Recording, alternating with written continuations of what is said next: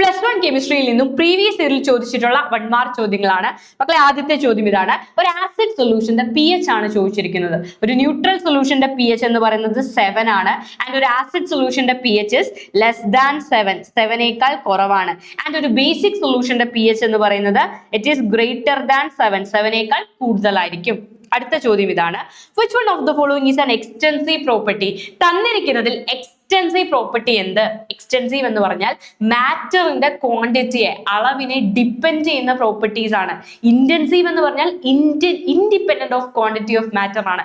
Matter എത്ര amount ആണ്, അളവാണെന്നുള്ളതിനെ ഡിപ്പെൻഡ് ചെയ്യാത്തതാണ്. ഇത് ഡിപ്പെൻഡ് ചെയ്യുന്നതാണ്. അപ്പൊ ആദ്യത്തേത് temperature, it's an intensive property, independent of quantity of matter ആണ്.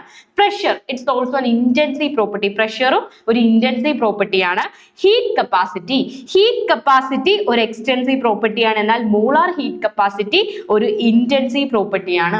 ഓക്കെ, അപ്പൊ ആൻസർ ഇസ് ഹീറ്റ് കപ്പാസിറ്റി. അടുത്ത ചോദ്യം ഇതാണ്. The number of radial nodes for 3p orbital. 3p ഓർബിറ്റലിൽ പ്രസന്റ് ആയിരിക്കുന്ന റേഡിയൽ നോഡുകളുടെ എണ്ണം.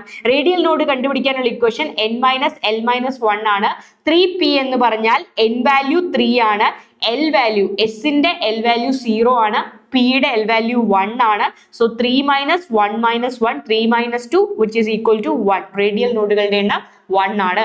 അടുത്ത ചോദ്യം ഇതാണ്. തന്നിരിക്കുന്നതിൽ ഏതിനാണ് ബ്രോൺസ്റ്റഡ് ആസിഡും ബ്രോൺസ്റ്റഡ് ബേസുമായിട്ട് ആക്ട് ചെയ്യാൻ സാധിക്കാത്തത്? cannot act as എന്നാണ് പറഞ്ഞിരിക്കുന്നത്. So answer is option C, carbon dioxide. And next question ഇതാണ്. The type of hydrogen bond present in orthonitrophenol. ഓർത്തോനൈട്രോഫിനോളിൽ പ്രസന്റ് ആയിരിക്കുന്ന hydrogen bond intramolecular hydrogen bond ആണ്. അതുകൊണ്ട് തന്നെയാണ് ഓർത്തോയെയും പാരയെയും നമുക്ക് സെപ്പറേറ്റ് ചെയ്യാൻ സാധിക്കുന്നത്. പാരാനൈട്രോഫിനോളിൽ പ്രസന്റ് ആയിരിക്കുന്നത് ഇന്റർമോളിക്കുലർ ഹൈഡ്രജൻ ബോണ്ടിങ് ആണ്.